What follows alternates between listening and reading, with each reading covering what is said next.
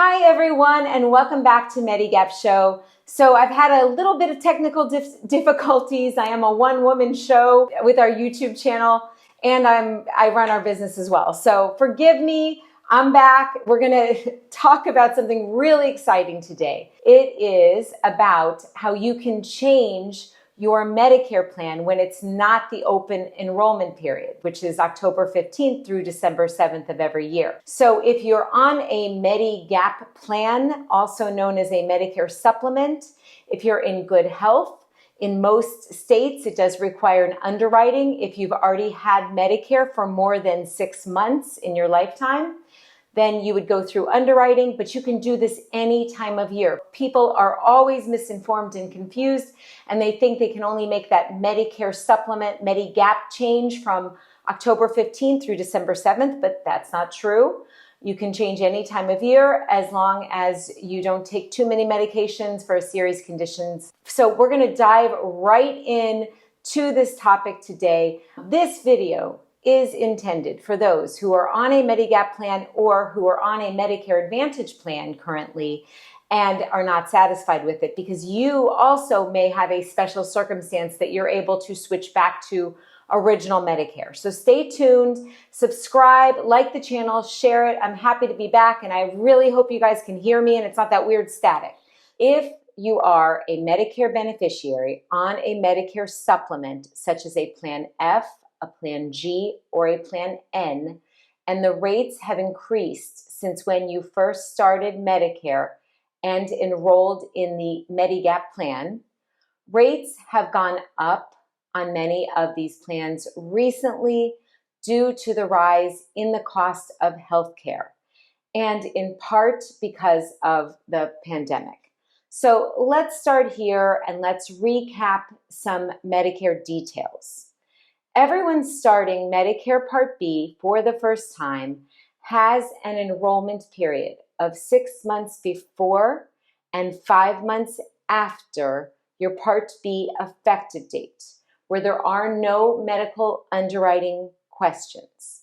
However, if it is after this golden period of 11 months and you want to switch carriers, yet keep the same Medigap Plan F, Plan G, or Plan N, or even switch from Plan F to Plan G or Plan G to Plan N or F to N within the same carrier to save some money. Or if your situation is that you are currently on a Medicare Advantage plan and not completely satisfied with it and want to switch back to original Medicare and enroll in a Medigap plan, this video is for you. Make sure you stay to the end so you can receive all of this correct information. So when applying for a Medigap plan, one critical factor that can affect your coverage approval is underwriting.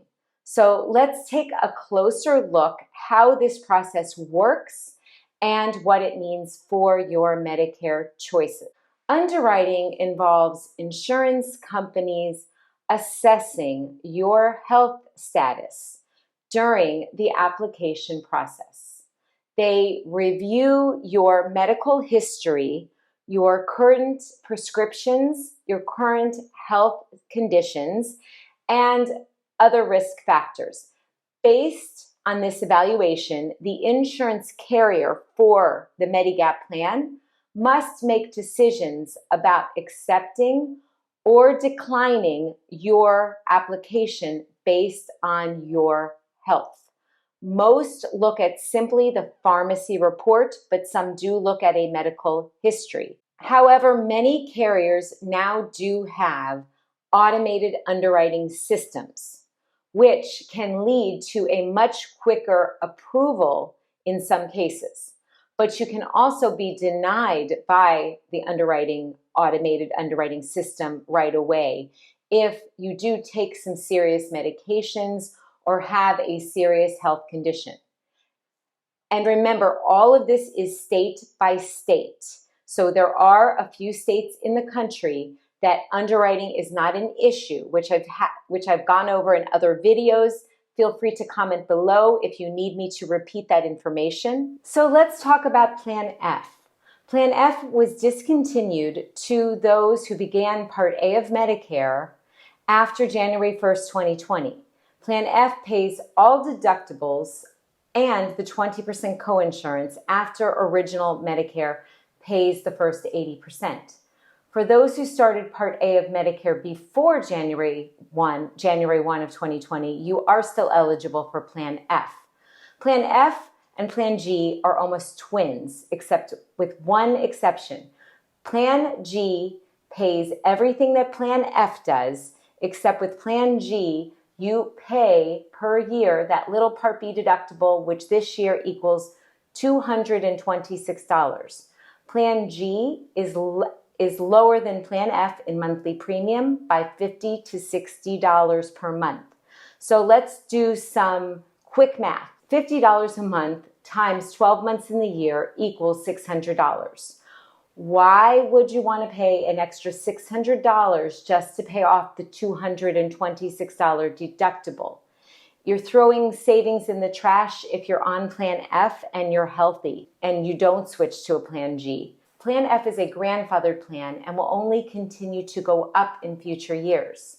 Because Plan F has been closed, it's not accepting the young, healthy, new to Medicare beneficiaries. And because health insurance runs on the law of large numbers, you want to be in the biggest group possible, there's no doubt that Plan F's premiums will continue to rise far beyond Plan G.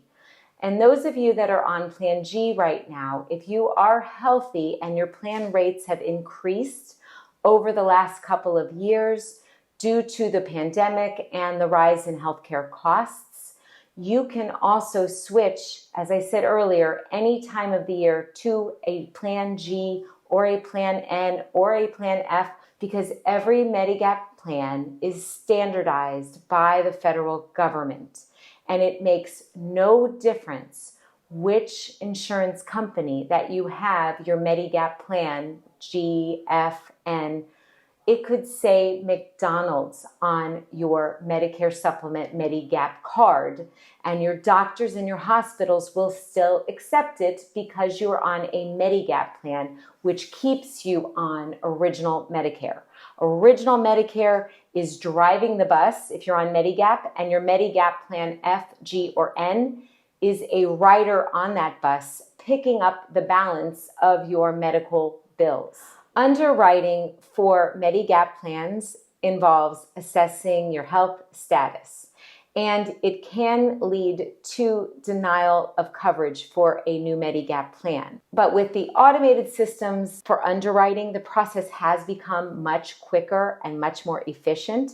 If you are looking to lower your Medicare supplement premiums, or again, if you're dissatisfied with Medicare Advantage, you may be able to switch back to Original Medicare and pick up Plan G or Plan N or even Plan F. But Plan F, remember, is more expensive. It's not the wisest choice. As always, if you need personalized assistance, just drop a comment below, and don't forget to subscribe to the Medigap Show for more valuable Medicare insights.